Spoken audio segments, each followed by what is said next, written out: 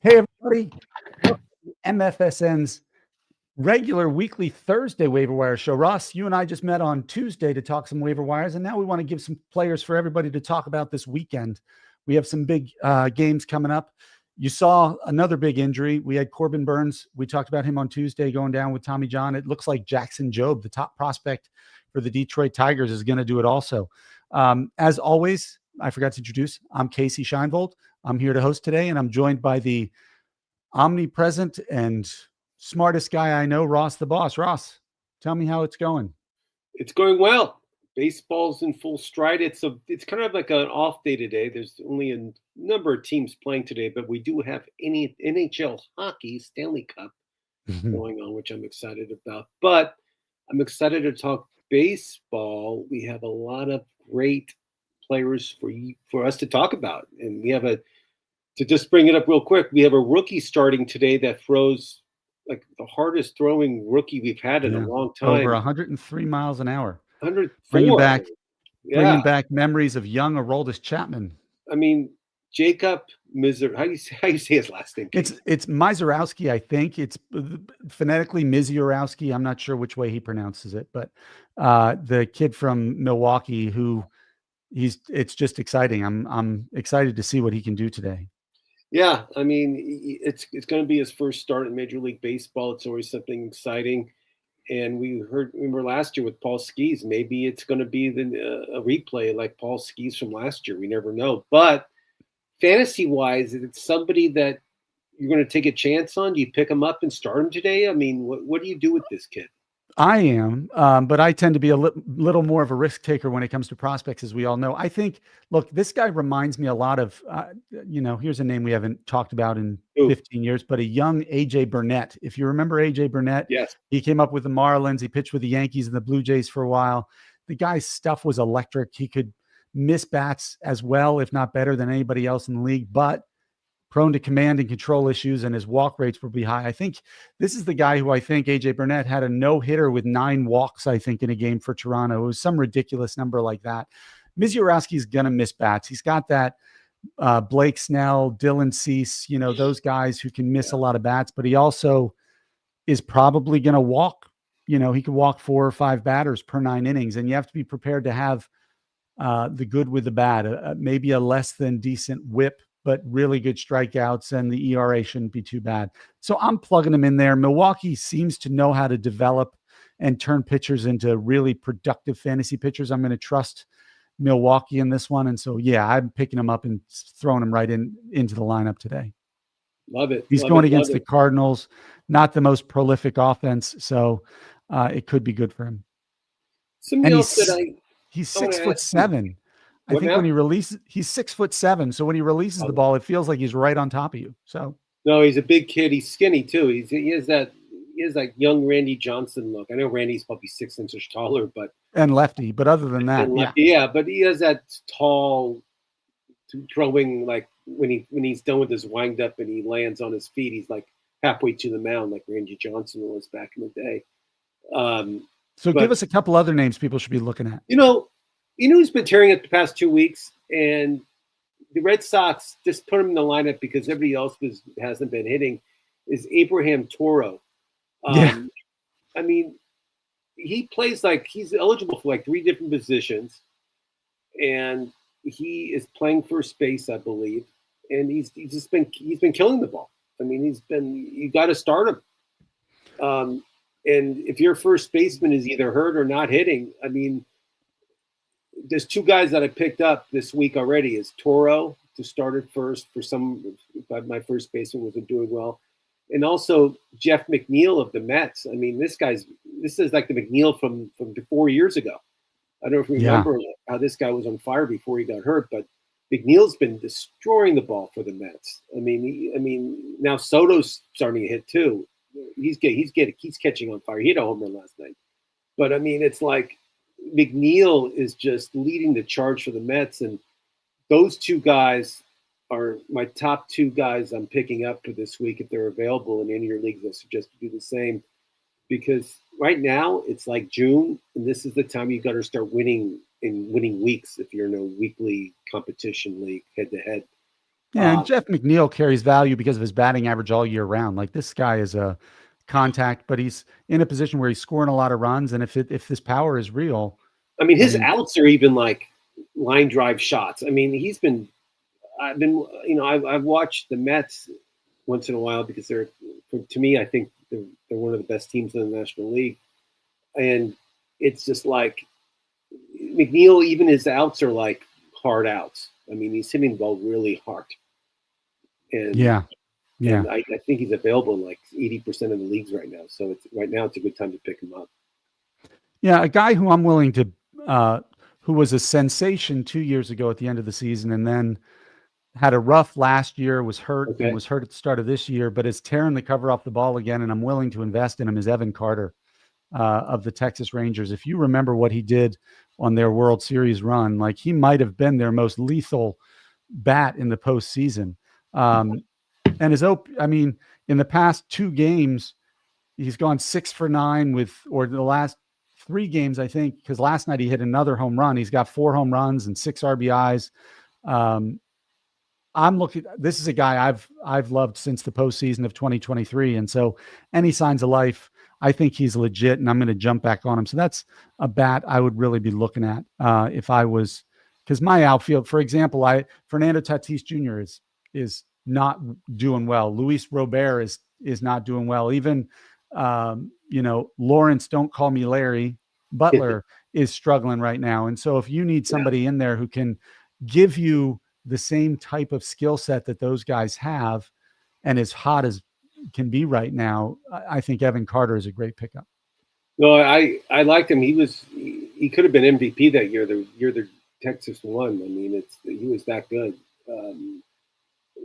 For the series, he had a lot of key hits. I like Evan Carter. He kind of disappeared last year and this year. I mean, because he was hurt.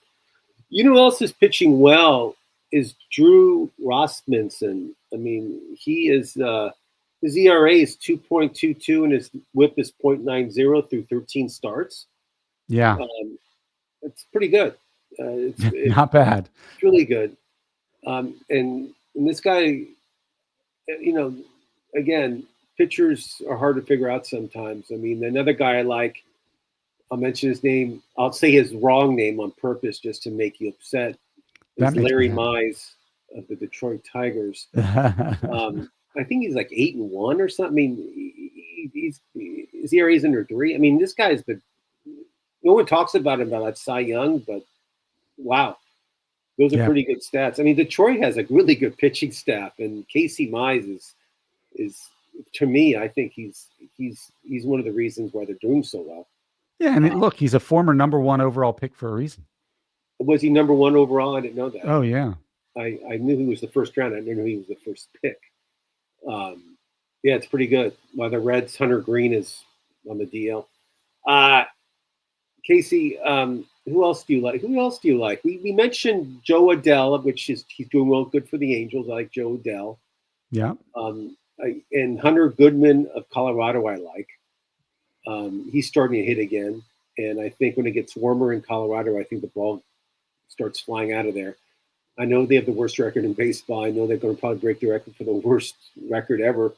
But again, it doesn't matter in fantasy baseball if you win or lose. It's just, all that matters is how your player does. So Hunter Goodman, I think he's still eligible at catcher too, which is great. So to me, I picked him up in a couple of weeks also.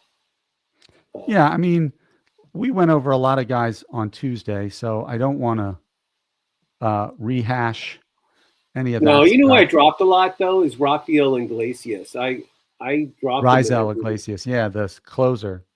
Well, he lost the job, so Atlanta told him he's relieved of being the closer. He's no longer, and his ERA is horrible. His whip is, everything about him is bad. He's having a horrible year.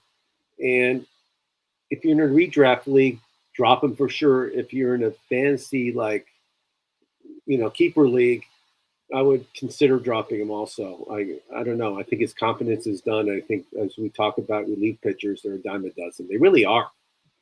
I mean, and they're so unreliable from one week to the next. The other week, there's a new guy. Look at the Dodgers. Vesia is now their closer, or gets a lot of the closer stuff. You know, they're not so hot on Tanner Scott anymore. You know what I mean? The Dodgers. Right. No, I know. And, somebody who we talked about a few weeks ago because of the call up and the hype around him, but he's still only 18% owned, is Marcelo Meyer. He qualifies at short and third. He's playing third predominantly because Bregman's hurt.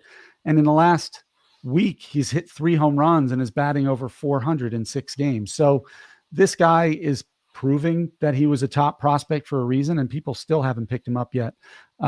So what's the percentage owned on Roman Anthony? I'm just curious. Let me check here. Because Roman Anthony, he got his first hit a couple nights ago. 66% rostered. Wow, 66%. And this is a guy 66. Yeah. Just all the hype, all the talk, and all the press he gets on TV and on the radio. It's amazing.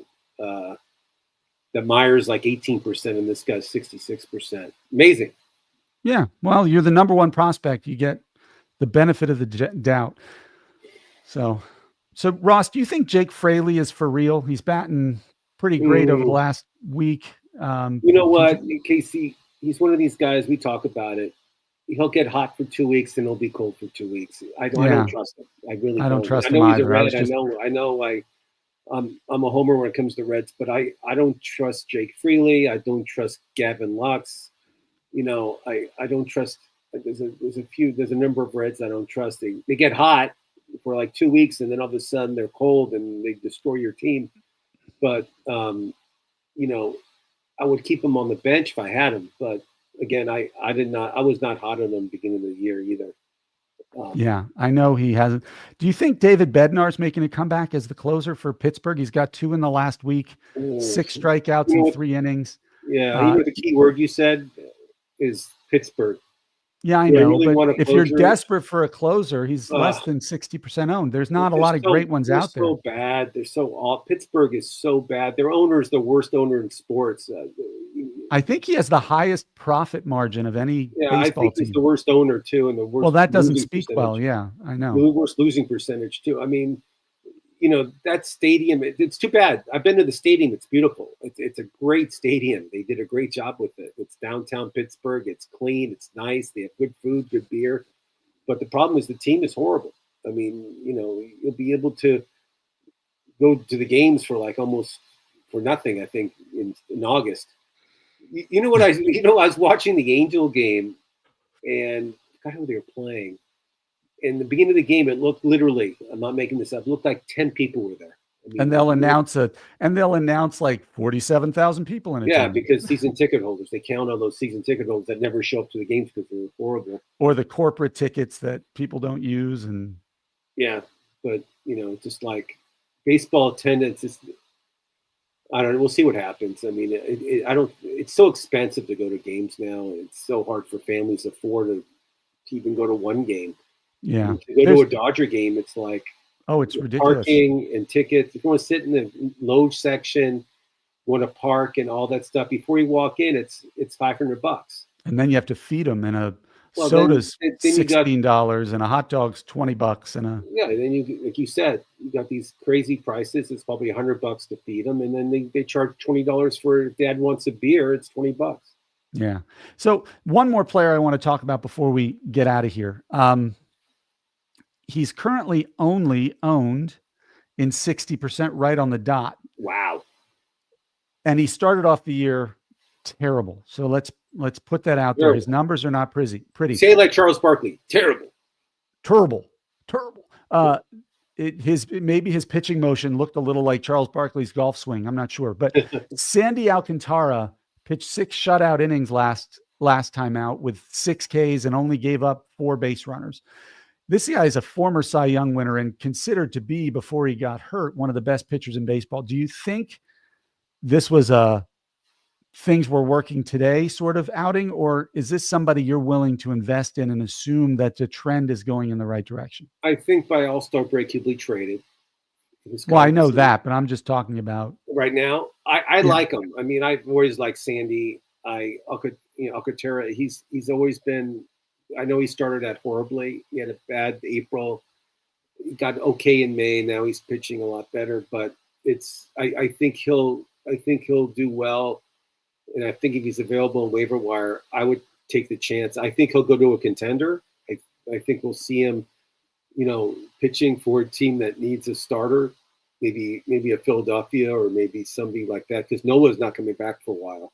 Right. Aaron Nola already said he's not coming back till after All-Star break. And did you see another ace went down? We talked about Jackson Jobe. Cole Reagans is now in the IL again with a rotator cuff. Oh, do you think he'll be operated on? I don't know. They're getting all the images and scans. We'll know more in the next couple of days, but I wouldn't, if you have him, and he's another one of my guys who's just never getting better. They shut down Shane McClanahan again. So yeah, I mean, Cole, Reagans, you and I both thought he had he's got ace upside, but I mean, we both said he was like a Cy Young candidate. He's great stuff. And Kansas City is, last year they were like one of the surprise teams. But yeah, I hope he comes back. But I think you're right. I don't think we'll see him for a while. No, I think so. But Sandy Alcantara is the last one I wanted to talk about. I believe yes. in him. Like, he's been too good in the past to not figure it out again. Like, remember, even Jacob deGrom went through how many years of injury problems and unable to get his stuff, and now he's pitching pretty well in Texas. And Alcantara is much younger and doesn't have multiple Tommy John surgeries or whatever deGrom had. So he's somebody else. If he's out there, I grab him. Even if it's with Miami now and he's not going to get a lot of wins, or it's going to be hard for wins to come by, you have to imagine if he gives one or two more good outings, he's going to be a Yankee, Dodger, an Oriole. There's nobody who needs a starting pitcher more than that. He's going to be on a better team come July. So there's one more player I want to talk to you about, and this guy because they just brought him up and he's had 2 starts and his ERA is under 1 and his WHIP is under 1 and he's been tearing it up. Is Mick Abel of the Philadelphia Nick Abel. Yeah, he had a rough outing, I think, his last time out, but he's a good prospect. Yeah, I mean, he's been pitching really well for the Phillies. And with Nola being out until after All-Star break, I just don't know if it's on somebody that you would want to pick up on your team. I like him. I'm going to pick him up. I think wherever he's gone in the minors, he's always done pretty well. Yeah. So no, I mean, it's just depending of how many pitches they'll let him throw, right? Because his outings have been 6 innings. 78 pitches last time he pitched. Yeah, 5.1 and 4 innings. If they're not letting him get to a quality start level, it diminishes his value. But the stuff is there. The question I have is I have to look it up because I haven't done the research. Is how's Andrew Painter doing, and is he anywhere in the cards for the Phillies? That's a great question. You and I both talked about him last year, and I gave up. Yeah, so my goal over this weekend is I'm going to do a little research there so I can answer for our viewers on Tuesday. Okay, before we leave, I want your prediction on the College World Series and who you think the winner would be. Let's see. I'm taking LSU. I'm all in with the Tigers. Okay. The favorite right now is Arkansas. You got Oregon State. You got my hated team. You got Louisville. You got Arizona, who I hate. You got Murray State, who beat Duke in the Super Regional, who's like the big surprise. I know. I saw that. You know who? I'm going to go with Coastal. I'm going to pick Coastal Carolina just because I want the. Love it. No, I love those small schools. I really think LSU has the best team, but we'll see. Yeah.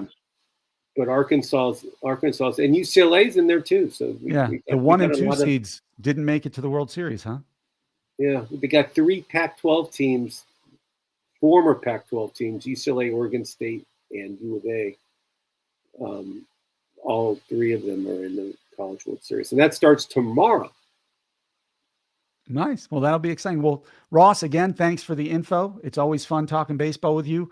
Everybody, if you have any questions, as always, leave them in the comments below. We'll be happy to answer them when we get to it. And we will see you again Tuesday at 4:00 Eastern time, 1:00 Pacific, with the updated waiver wire after the weekend's activities. And then a week from now, we'll see you again at 12:30 Eastern, 9:30 a.m. Pacific.